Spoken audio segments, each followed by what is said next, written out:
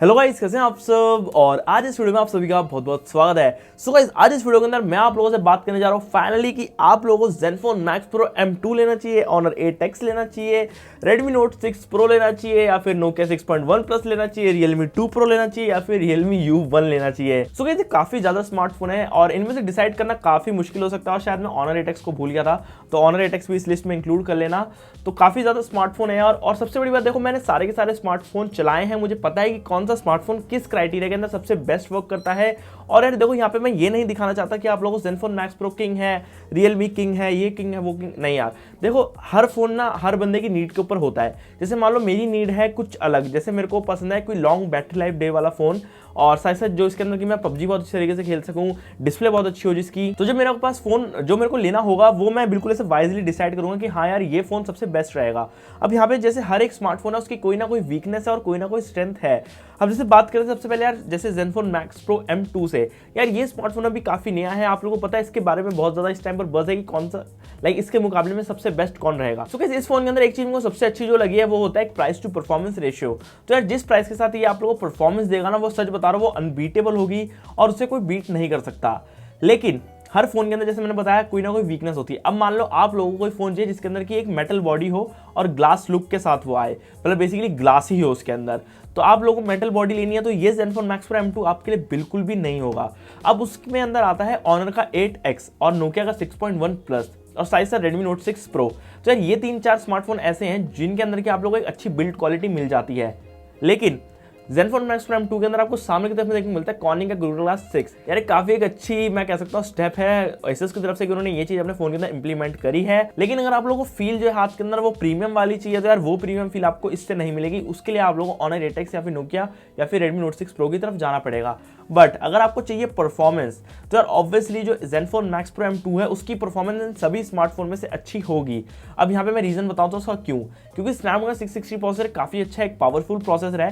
साथ साथ आपको इधर स्टॉक एंड्रॉइड देखने को मिलता है जिसमें कि बिल्कुल भी ब्लोटवेयर नहीं है और जो बिल्कुल ऐसे प्योर एंड्रॉइड है, तो जिससे कि आप लोगों को जो फोन की स्पीड ऑफ बिल्कुल फास्ट रहेगी और वो बिल्कुल बढ़िया रहेगा। बट जो Nokia 6.1 Plus है, अब आप लोग ये मत बोलना कि यार वो फोन भी बहुत फास्ट है। हाँ यार वो फास्ट है, बट उसे थोड़ा सा पीछे कर देगा Snapdragon 636 प्रोसेसर जो कि Nokia 6.1 Plus में यूज करा गया है। तो यहाँ पे ये चीज का जो मेन डिफरेंस है इन दोनों स्मार्टफोन के अंदर आ जाता है, चाहे भले ही इनके अंदर स्टॉक एंड्रॉइड क्यों ना हो। लेकिन ये है कि अगर आप लोग इन 15,000 की रेंज के स्मार्टफोन में देखते हुए कौन सा मैं कैसे बीट करेगा एक को, तो ZenFone Max Pro M2 यार डेफिनेटली बीट कर देगा। बट अब बात आती है आप लोगों को स्टॉक एंड्रॉइड पसंद है भी या नहीं, क्योंकि बहुत लोगों को पसंद नहीं आता। और सच बताओ यार, पर्सनली मेरे को भी ये इतना पसंद नहीं है। होता अच्छा है, फास्ट होता है, लेकिन कस्टमाइजेशन और जो जेस्चर कंट्रोल और बहुत सी चीजें जो कि इसके अंदर नहीं होती। अब उसमें आता है रोल हमारे Honor 8X का, जिसके अंदर की EMUI मिलता है आपको, और साथ साथ Realme का जिसके अंदर मिलता है कलर OS। काफी लोगों को कलर OS EMUI नहीं पसंद, बट यार ये पर्सनल प्रेफरेंस है, इसके ऊपर हम लोग कुछ भी नहीं बात कर सकते। अब जो कलर OS है, जैसे कि Realme 2 Pro, Realme U1 के अंदर आप लोगों को मिलता है कलर OS, जो यार काफी मैं कह सकता हूँ ब्लोटवेयर भरा हुआ आता है, लेकिन जो कस्टमाइजेशन आप लोगों को वो देता है ना, वो काफी अच्छी होती है। अब यहाँ पे मैंने side by side ZenFone Max Pro M2 को रखा है और आप Realme U1 को रखा है। आप लोग स्क्रीन का जो रियल एस्टेट है दोनों फोनों के अंदर देख सकते हैं। अब मैंने प्ले स्टोर यहाँ पर खोला, तो प्ले स्टोर खोलने के बाद जैसे कि आप लोग देख सकते हैं ZenFone Max Pro M2 के अंदर नीचे की साइड में बार आ रहा है जो कि नेविगेशन वाला बार है, जिससे कि स्क्रीन रियल एस्टेट है वो कम हो गया है। बट जो Realme U1 है उसका आप लोगों को स्क्रीन जेस्चर्स देखने को मिलते हैं, जैसे कि आपको जो स्क्रीन रियल एस्टेट काफी ज्यादा मिल जाता है in comparison with ZenFone Max Pro M2। तो यार ये जो है बड़ा डिफरेंस है सॉफ्टवेयर वाइज भी, क्योंकि दोनों ही फोनों के अंदर आप लोगों को काफी चीजें सॉफ्टवेयर डिफरेंट अब देखने को मिलेंगी। जैसे Realme अगर आप कंपेयर करते हो, और साथ से जो Honor 8X के अंदर जो EMUI है वो भी एक काफी अच्छा सॉफ्टवेयर है, उसके अंदर आप लोगों को नेविगेशन जेस्चर्स देखने को मिल जाते हैं। और सच बताऊं तो Honor 8X का जो स्क्रीन टू बॉडी रेशियो भी मुझे काफी पसंद आया है। तो गाइस, अब आपको यहाँ पे रफ आइडिया तो मिल चुका होगा कि जो ZenFone Max Pro M2 है और जो Realme है और जो Honor 8X है उनके अंदर किस चीज का मेन डिफरेंसेस है। और वही अब आते हैं थोड़े बहुत प्रोसेसर के ऊपर। देखो यार, Snapdragon 660 Realme 2 Pro के अंदर आपको देखने को मिलता है, और मैं बोलूंगा परफॉर्मेंस वाइज हाँ ऑब्वियसली यार ZenFone Max Pro M2 कहीं ना कहीं उसको बीट कर रहा है। लेकिन यार मैंने कोई ऐसे ड्रास्टिक चेंज नहीं देखे जो मुझे लगे भाई कि हाँ यार ये तो फोन लैग कर रहा है, फोन बहुत ही तगड़ा है। नहीं यार, ऐसा नहीं बोलूंगा। PUBG मैंने दोनों फोन के अंदर चलाई, दोनों ही में सेम तरीके से चल रही थी, यहाँ पे कोई ऐसे ड्रास्टिक चेंजेस बिल्कुल भी नहीं थे। और सच बताओ 15,000 से नीचे वाले स्मार्टफोन के अंदर ऐसे आप PUBG चलाओगे ना तो बिल्कुल बेस्ट चलेगी। अब बात आती है एक चीज़ के बारे में यार, एक बताना चाहूँगा ZenFone Max Pro M2 के बारे में, वो है इसका स्पीकर। यार इसका जो स्पीकर का आउटपुट है काफ़ी अच्छा है, 5 मेगाहर्ट्ज़ स्पीकर देखने को मिलता है और NXP एम्पलीफायर है, तो जो स्पीकर का लाउडनेस है वो काफ़ी एक अच्छी है, क्लैरिटी भी बहुत अच्छी है इसके स्पीकर में। तो मैं बोलूँगा इन सभी स्मार्टफोन में से ZenFone Max Pro M2 का स्पीकर काफ़ी अच्छा है। और अगर आप लोग ऐसे बिल्कुल पार्टी करने का मूड करते हो, साइड में रख के आप लोग सुन सकते हैं, मतलब अच्छा स्पीकर है एक बात में। बट रियलमी और उन सब का इतना ज़्यादा अच्छा नहीं है कंपैरिजन के अंदर। तो गाइस, जैसे कि हम लोगों ने बात की एक बिल्कुल रफ प्लॉट की, अब यहीं पे मैं बात करना चाहूँगा Redmi Note 6 Pro की भी। तो देखो Redmi Note 6 Pro के अंदर मिलता है MIUI, ठीक है। MIUI जो है वो भी बहुत ज़्यादा कस्टमाइजेबल है और मैं कहूँगा कि इन कलर OS और EMUI से ज़्यादा फास्ट भी है। लेकिन यार अब वो बात आती है कि बहुत से लोग ऐसे हैं जो MIUI को कहते हैं नहीं भाई हमें ये नहीं पसंद वो नहीं पसंद, लेकिन जितना मैंने MIUI अभी तक चलाया है, लेटेस्ट वर्जन उसका MIUI 10 मुझे काफ़ी पसंद आया। और वो मैं सच बताऊँ तो कलर OS और EMUI से काफ़ी ज़्यादा स्टेबल है और काफ़ी ज़्यादा रिफाइंड है और साथ साथ आपको फंक्शंस भी बहुत ज़्यादा देता है। तो जो Xiaomi का सॉफ्टवेयर है वो काफ़ी अच्छा है और स्टॉक एंड्रॉयड से वो मैं कह सकता हूँ कहीं ना कहीं आप लोगों को वैसा नहीं प्योर एंड्रॉयड एक्सपीरियंस तो नहीं देगा, लेकिन हाँ काफ़ी अच्छा और काफ़ी एक फास्ट ऑपरेटिंग सिस्टम वो भी आप लोगों को दे रहा है। बट अब बात आती है Redmi Note 6 Pro के अंदर आपको जो प्रोसेसर मिलता है वो थोड़ा ओल्ड है, जो कि 636। अब यार ओल्ड के मतलब से आप लोग ये मत समझना कि वो पुराना पुराना नहीं है, वो कंपैरिजन के अंदर ओल्ड है। जैसे इस टाइम पर स्नैपड्रैगन 660 P70 जो कि बिल्कुल लेटेस्ट प्रोसेसर है, तो उनके मुकाबले वो थोड़ा आप लोगों को पुराना लग सकता है। तो इसलिए Nokia 6.1 Plus और Redmi Note 6 Pro को मैं इसी टाइम पर रेस से बाहर निकाल देता हूँ, ठीक है ना। अभी रेस हो रही है हमारी। अब आते हैं 3-4 फोन जो बचते हैं, वो है Honor 8X, Realme 2 Pro, Realme U1 और ZenFone Max Pro M2, ठीक है।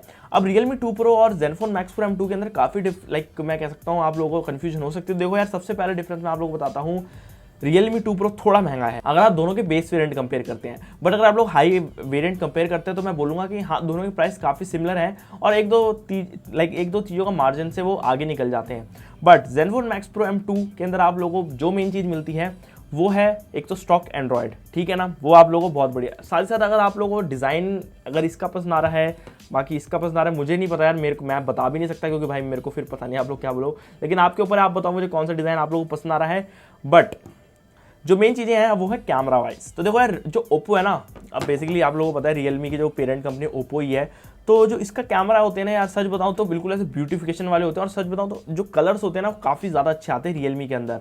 बट जो डिटेलिंग होती है वो एसएस के कैमरा के अंदर होती है। और एसएस के अंदर एक और फैक्ट मैं बताना चाहता हूँ, जो जी कैम है ना, गूगल का कैमरा पोर्ट, वो आप लोग डाल सकते हो एसएस के अंदर कैमरा टू एपीआई एनेबल करके, बट वो रियलमी में नहीं हो सकता। तो ये चीज़ के अंदर मैं बोलूँगा एसएस कहीं ना कहीं विन करता है। बट जो बंदा मैं हूँ, मेरे को पता नहीं ज़्यादा फ़ोन के बारे में, कैमरा टू एपीआई मुझे नहीं करना, वो सब नहीं करना, मेरे को सिंपल फ़ोन निकालना है पॉकेट से, फटाफट से सेल्फी खींचनी है, फोटो खींचनी है, तो यार रियलमी वहाँ पे बहुत अच्छी तरीके से जीत जाता है। इसके जो कलर्स हैं, इसके जो शार्पनेस है वो काफ़ी अच्छी है। आपकी आंखों को जो इसकी इमेज क्वालिटी है ना काफ़ी पसंद आने वाली है। तो यार कैमरा वाइज मैं बोलूँगा ये पर्सनल प्रेफरेंस के ऊपर डिपेंड करता है कि ZenFone Max Pro आप लोगों को बिल्कुल एक अलग इमेज क्लिक कर देता है। अगर आप स्टॉक खींचते हो, अगर जी कैम नहीं लगाते तो बिल्कुल मैं बोलूँगा इतनी अच्छी नहीं है। बट इसके अंदर यार ऑब्वियसली जैसे आप लोग खींचते हो अच्छी इमेजेस आ जाती हैं। और मेन चीज़ें ये हैं कि भाई ZenFone Max Pro M2 के अंदर आप लोगों को नोटिफिकेशन एलईडी लाइट देखने को मिल जाती है। काफ़ी बंदों को यार ये चीज़ की क्यूरियोसिटी रहती है और Honor 8X के अंदर भी देखने को मिल जाती है। तो यार ये 4 फोन है जिसके अंदर कि आप लोगों को डिसाइड करना पड़ेगा। तो मैं बताता हूँ Honor 8X एक ऐसा स्मार्टफोन है जिसके अंदर आपको प्रीमियम बिल्ड मिल रही है। फ़ोन ओवरऑल बहुत अच्छा है, काफ़ी एक अच्छा आप लोगों को उसके अंदर जीपीयू टर्बो टेक्नोलॉजी मिल जाती है। किरिन का 710 प्रोसेसर है और मैं बोलूँगा EMUI धीरे धीरे करके रिफाइन भी हो रहा है, तो वो काफ़ी स्टेबल फ़ोन है। अगर आप लोगों को बिल्कुल प्योर एंड्रॉयड वाला स्मार्टफोन चाहिए जिसके अंदर कोई ब्लॉटवेयर ना हो, फ़ोन दिखने में काफ़ी अच्छा लगे, फ़ोन चलाने में काफ़ी अच्छा लगे, तो भाई आप लोग ZenFone Max Pro M2 ले सकते हो, ठीक है। अगर आप लोगों को एक ऐसा स्मार्टफोन चाहिए जो कि आपका ओवरऑल आपको हर एक चीज़ दे रहा हो, चाहे आप लोगों को उसके अंदर गेम्स खेलनी हो, चाहे फिर आप लोगों उसके अंदर फोटोज क्लिक करनी हो, जैसे कि देखो अब आप लोगों को अपने फोन से ज़्यादा ना खेलना पड़े, इधर उधर जाके ये चीज़ डाउनलोड वो सब, जैसे आप बॉक्स से बाहर निकालो बिल्कुल रेडी टू गो हो, तो रियलमी उस मामले में मैं कह सकता हूँ एक अच्छा स्मार्टफोन बन सकता है।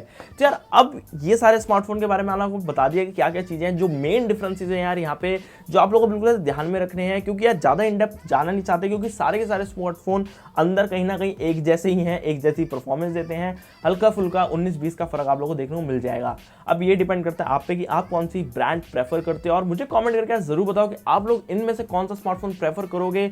और सारे के सारे स्मार्टफोन 16,000 से अंडर ही हैं, तो मुझे कमेंट करके जरूर बताना। और अगर ये वीडियो पसंद आई इस वीडियो को बड़ा सा लाइक, चैनल को सब्सक्राइब, क्योंकि मैं ऐसी वीडियोस जो आप लोगों को लेकर आता रहता हूँ। एंड एक और चीज बताता हूँ, मेरा दूसरा चैनल है अंश इम्बोर्टल गेमिंग के नाम से, उस पर मैं पबजी की लाइव स्ट्रीम कर रहा था, भाई जाओ चेक करो यार, आ जाओ सारे के सारे पबजी खेलते साथ में, मजा आएगा, ठीक है। तो बस यार यही थी वीडियो, मिलता हूँ आपसे कल वाली वीडियो के अंदर। Thanks for watching.